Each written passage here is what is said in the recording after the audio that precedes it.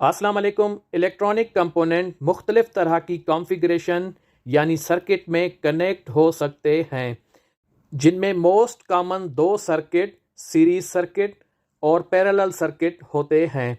Series circuit में सब load एक सिंगल पाथ में कनेक्ट होते हैं और करंट भी सिंगल पाथ या ब्रांच में एक ही डायरेक्शन में फ्लो करता है। अगर आपके सर्किट में सोर्स करंट या इनपुट करंट 5 एम्पेयर है तो ये हर पाथ में 5 एम्पेयर ही करंट देगा, क्योंकि सीरीज में करंट सेम या कांस्टेंट होता है, जबकि वोल्टेज कांस्टेंट या सेम नहीं होता।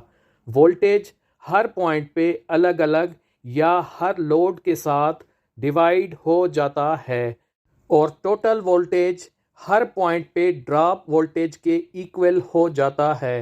जैसे आप यहाँ पे देख सकते हैं R1, R2, R3, इन सब की अगर वैल्यू को हम जमा करेंगे, जैसे 5, यहाँ पे 4 और थर्ड पॉइंट पे 3 वोल्ट, तो जो टोटल आएगा 12 वोल्ट के इक्वल होगा।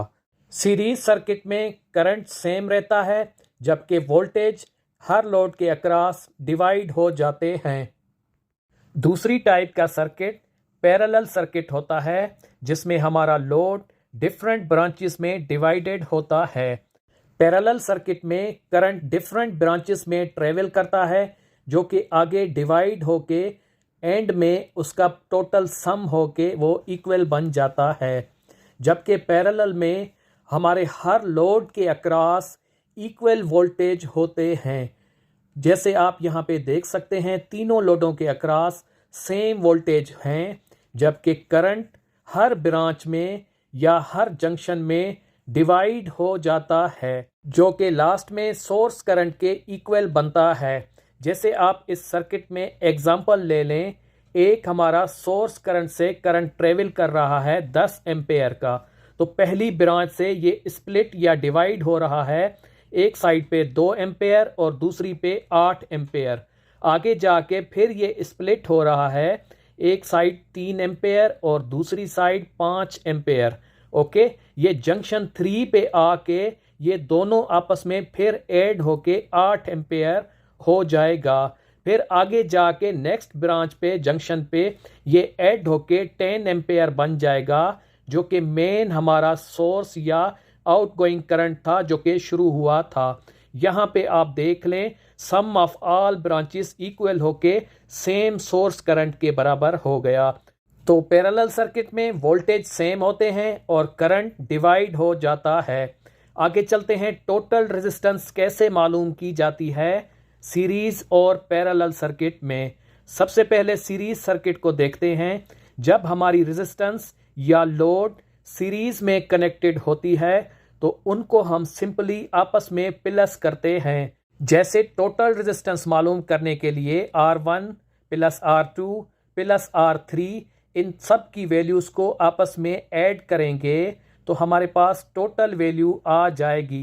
पैरेलल सर्किट में टोटल रेजिस्टेंस मालूम करने के लिए हम एक इक्वेशन यूज करते हैं, जिसको कहते हैं प्रोडक्ट ओवर सम इक्वेशन, जिसमें R1 R2 से मल्टीप्लाई होके फिर उसको तकसीम करते हैं R1 प्लस R2 से। हमारे सर्किट की वैल्यू 50 को 80 से मल्टीप्लाई करेंगे 4000 होगा। उसके नीचे 50 और 80 को प्लस करेंगे 130 होगा, जिसको डिवाइड करेंगे 30 ओम टोटल रेजिस्टेंस निकलेगी। अभी हम एक कंबाइंड सर्किट को कैलकुलेट करेंगे, जिसमें हमारे रेजिस्टर सीरीज और पैरेलल दोनों कॉम्बिनेशन में लगे हुए हैं। तो इसको सॉल्व करने का तरीका, सबसे पहले आप इसको ट्रेस करेंगे कि कौन से रेजिस्टर आपके सीरीज में लगे हुए हैं। जैसे आप देख सकते हैं यहाँ पे R3 और R5 सीरीज में हैं, तो इन दोनों को हम आपस में प्लस कर देंगे। R3 और R5 की वैल्यू को प्लस करेंगे तो ये बन जाएगा R80। ओके, अब इसके बाद देखें, हमारे दो रेजिस्टर R4 और R35 ये दोनों पैरेलल में कनेक्टेड हैं या लगे हुए हैं। इन दोनों को हम पैरेलल में कैलकुलेट करेंगे सेम फार्मूला से जो हमने पीछे पढ़ा है।